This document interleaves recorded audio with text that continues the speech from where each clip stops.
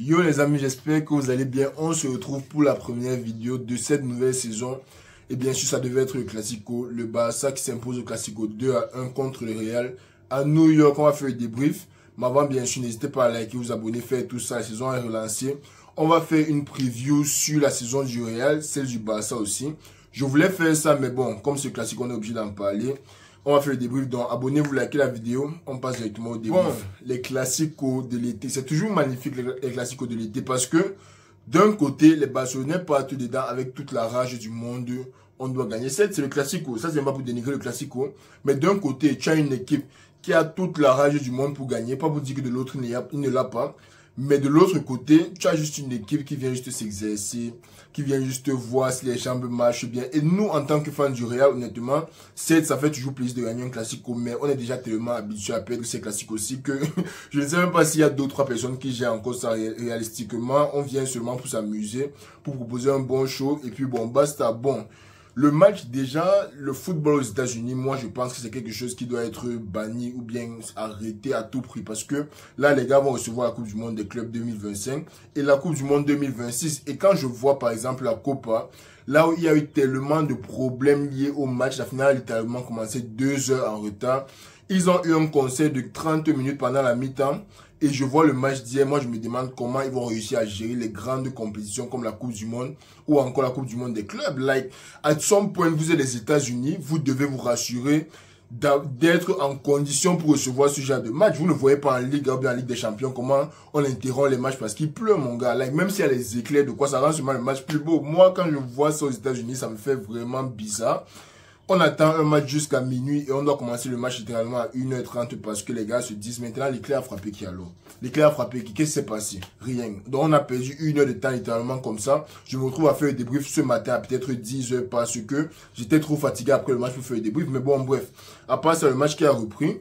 Le Barça qui a mis plus de jeunes qu'autre chose. Le Real, c'était plus une équipe B qu'autre chose. C'était intéressant des deux côtés parce que d'un côté, on sait que le Barça, leur force, c'est vraiment la Masia. Et de l'autre côté, côté madrilène, on pense qu'on a assez de joueurs pour faire deux équipes, deux équipes de 11.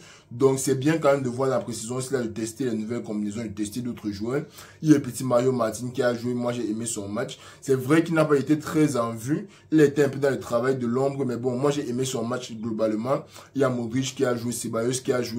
Le milieu de terrain, là, moi, ça ne me fait pas... Là, je ne suis pas trop confiant. Là, quand je voyais Modric jouer, je sentais vraiment que ce n'était plus le Modric d'avant. Là, ça, c'est le Modric qui va jouer un match, une titularisation sur 10 matchs, peut-être contre Elche.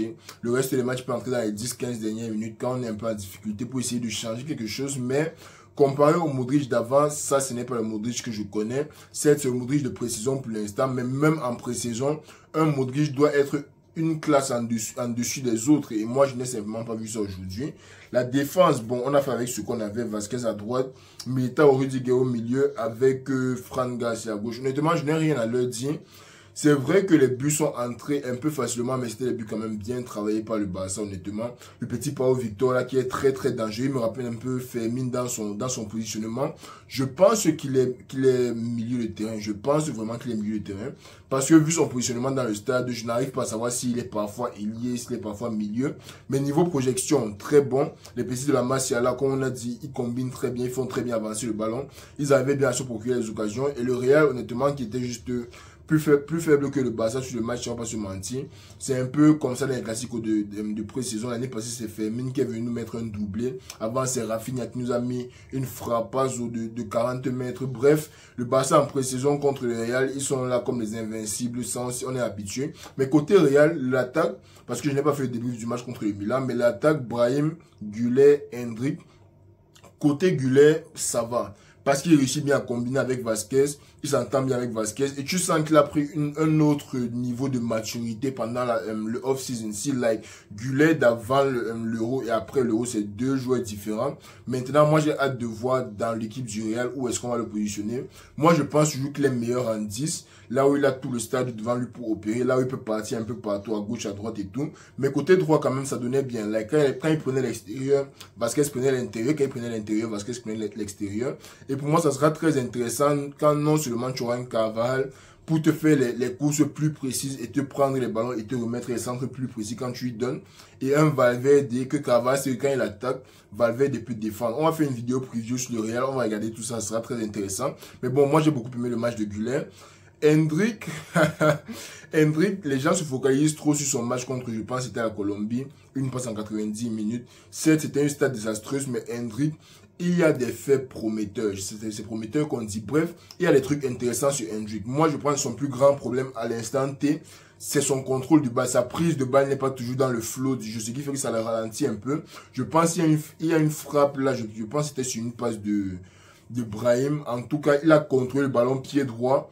Dès qu'il contrôle, il met le pied d'appui, il frappe pied gauche. La puissance qu'il y avait dans la frappe là, moi je me dis que si un gars comme Hendrick arrive seulement à bien orienter le ballon sur son premier toucher, il peut nous sortir des frappes à la Ronaldo. Je ne parle pas de Cristiano, je parle du premier Ronaldo, le gros Ronaldo, mais des frappes soudaines, mais très précises et très puissantes pour pouvoir marquer de n'importe où littéralement. Donc ça sera très intéressant à voir. Je préférerais aussi qu'il soulève le ballon un peu plus parce que Hendrick, moi j'ai remarqué que toutes ses frappes c'est à ras. Je ne sais pas pourquoi il aime autant tirer à ras. Mais s'il soulève le ballon un peu plus, ça peut donner un petit effet. Avec la puissance qu'il met dans le ballon, il y a beaucoup de chances pour que ça aille en feuille mode. Donc moi je me dis, essaie de soulever le ballon un minimum pour mettre le gardien en difficulté. Parce que là tu passes une fois du gros Ronaldo à Cristiano Ronaldo avec la puissance de frappe qu'il a. Bon après, je ne suis pas en train de dire que oh, il sera. Il n'a que 18 ans, donnons-lui le temps d'avancer. On n'est pas dans une compétition ici avec Lamine Yamal ou qui que ce soit, non. On est en train d'essayer de mettre Hendrick dans les meilleures conditions possibles pour qu'il puisse avancer. Donc pour l'instant, honnêtement, moi, son football ne me dérange pas.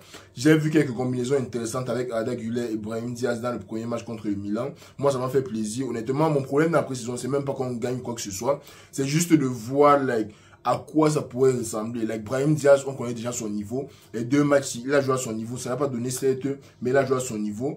Hendrick, je connais le niveau qu'il peut avoir, mais il n'a juste simplement pas encore le niveau là. Et le fait qu'il soit aussi petit, ça le rend moins utile qu'un buteur traditionnel, mais il fait très bien certaines choses, il défend très bien. Il n'a pas de mal à rentrer 60 mètres pour aider en défense, faire avancer les autres et tout. Son jeu au pied est très bon, ses passes et tout, déplacement, très bon, très intéressant. Maintenant, il reste seulement qu'il se trouve dans les bons espaces. Et quand il reçoit le ballon dans les bons espaces, là, le contrôle doit être parfait parce qu'avec Hendrick, si le contrôle est parfait, en un pas littéralement, il t'a mis une bonne frappe. Donc, Hendrick très intéressant. Arda Güler, honnêtement, au-dessus de tous. La défense, Fran Garcia, honnêtement, plus je vois, donc Fran Garcia, je vous ai dit en début de saison passée que c'est comme l'enfant là qu'on lui a dit que petit frère, tu dois te donner à 300% pour t'en sortir dans l'équipe, et lui se donne à 500%. Mais le problème, c'est que dans la vie, il y a le talent et les efforts, et les deux doivent aller ensemble la plupart du temps. Là, tu as beaucoup d'efforts. Le talent ne suffit pas forcément. Fran Garcia, j'apprécie beaucoup ce que tu fais sur le stade, mais le talent n'est pas forcément au niveau même d'un Ferland Mendy qui, lui, quand il défend parfaitement. Quand il attaque, il peut bien attaquer, mais il n'attaque pas beaucoup, il se concentre sur ce qu'il fait. Et Fran Garcia, lui, quand il défend pas très bien, mais quand il attaque, il court comme 6 chevaux unleashed. Arrivé devant, on lui donne le ballon, ça ne mène pas forcément à quelque chose. Donc, le classique aussi, honnêtement, moi, j'aime toujours voir le Real jouer, j'aime toujours voir les classiques. Je suis resté éveillé jusqu'à 3h04 pour voir le match, seulement pour vous faire le débrief. En deuxième mi-temps, bon, Vinicius est entré. Et moi, honnêtement, quand tu vois Vinicius au stade, ça te met la joie au cœur. Je me demande comment les gens arrivent à le hate à cause de ce qu'il fait sur le stade. Parce qu'en fin de compte, on hate sur Vinicius parce qu'il est seulement trop fort avec le ballon. Le gars est entré, c'est pas contre les meilleurs DC au monde, bien contre les meilleurs latéraux au monde. Mais là, tu sens un step-up dans le niveau. Comparé à ce que les Brahim faisaient, comparé à ce que les Arda Güler faisaient. Quand Vinicius entre au stade, tu sens qu'il y a vraiment un step-up niveau confiance dans l'équipe, niveau production d'occasion dans l'équipe. Et quand tu vois Vinicius passer, tu imagines seulement à quoi ça devrait ressembler si Mbappé, Bellingham ou encore même Rodrigo avec lui. C'est incroyable. Vinicius, c'est incroyable. Et ça fait encore plus plaisir qu'il est venu jouer pour les fans. Il a vraiment compris que, ok, ici, on est dans un match amical. Les gars, ils sont venus pour le show. Je dois leur donner their money's worth. Vinicius est entré. Il a sorti les dribbles, il a sorti les petits passements, il a sorti les débordements. Il nous a sorti une Vinicius, quoi. Il n'était pas à 200%, mais il nous a sorti une Vinicius. Ça faisait très plaisir. Et là, moi, ça me permet seulement d'imaginer, même seulement le 14 août, Vinicius, Bellingham, Mbappé, Rodrigo, Valverde, Tchouaméni, mais ça sera un truc de dingue, les amis. Si on n'arrive pas à nous sortir un football de qualité cette année, là, avec les objectifs de la saison, c'est même pas de, c'est toujours de gagner la Ligue des Champions forcément, mais on veut voir un football de qualité prometteur. On va avoir un joueur à 40 buts, on va avoir un joueur qui marche littéralement sur la ligue à côté de lui, on va avoir un milieu de terrain qui gère tous les milieux de terrain du monde, il défend, il attaque et tout.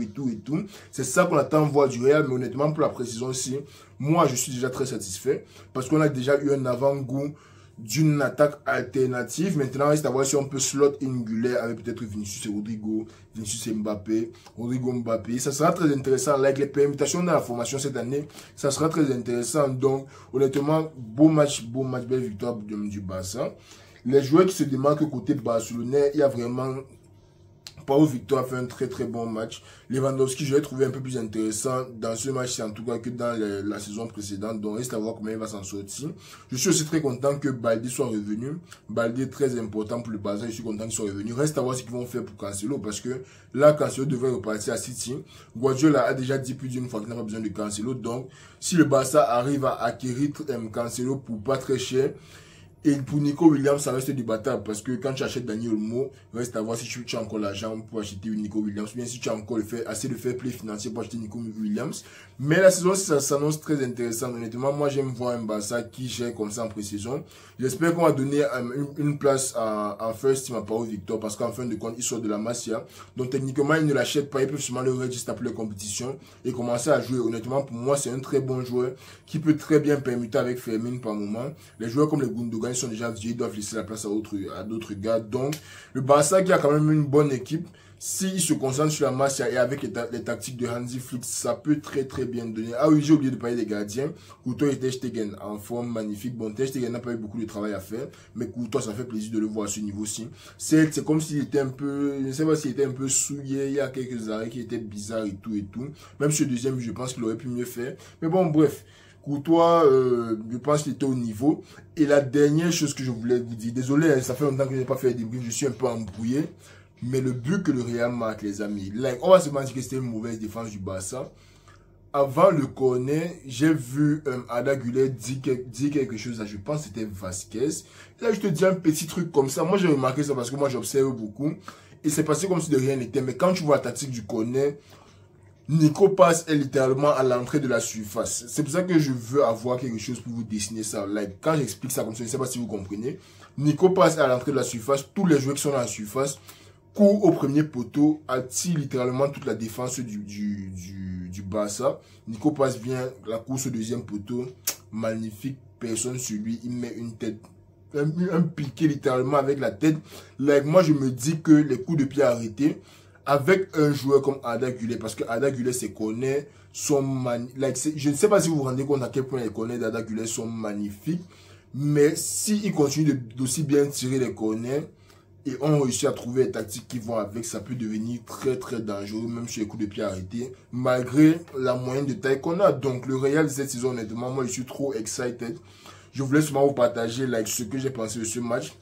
Si ça vous intéresse, bien sûr, n'hésitez pas à me laisser un like, me dire ce que vous en avez pensé en commentaire, les amis. Je pense qu'on est presque à 1000 abonnés. En tout cas, merci beaucoup pour les 1000 abonnés, les amis. Je fais beaucoup d'efforts, même comme je ne me poste pas trop. Je fais beaucoup d'efforts pour vous sortir les vidéos, pour essayer de vous expliquer au mieux ce que je vois dans le stade. Donc, si vous appréciez ça, n'hésitez pas à vous abonner, n'hésitez pas à liker la vidéo. Et même ce que vous avez pensé du match en commentaire, dites-moi ce que vous avez pensé des jeunes du Barça.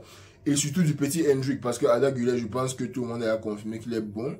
Fan du Real comme du Barça. Donc là, il reste juste à voir les Hendrik, les Pau Victor, s'ils peuvent s'intégrer dans les équipes types. Et puis bon, bref, on va se prendre après la pré-saison, si vraiment, et pour les previews des saisons du Real et du Barça. Et après, on tombe directement dans la Super Copa et la Liga est lancée. Prenez soin de vous, les amis, comme j'ai dit. Pour la 50e fois au moins, n'hésitez pas à liker, vous abonner et me laisser un petit commentaire, ça fait toujours plaisir. On est ensemble.